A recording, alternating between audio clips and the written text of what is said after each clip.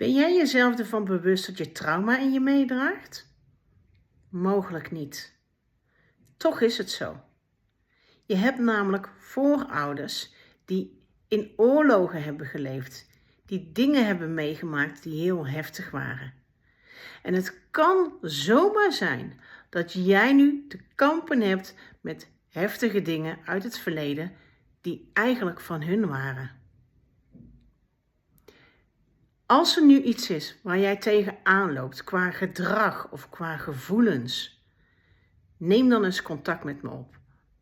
Want ik kan je hiermee helpen namelijk. We kunnen het letterlijk loskoppelen, zodat jij er geen last meer van hebt. Hoe bevrijdend is dat?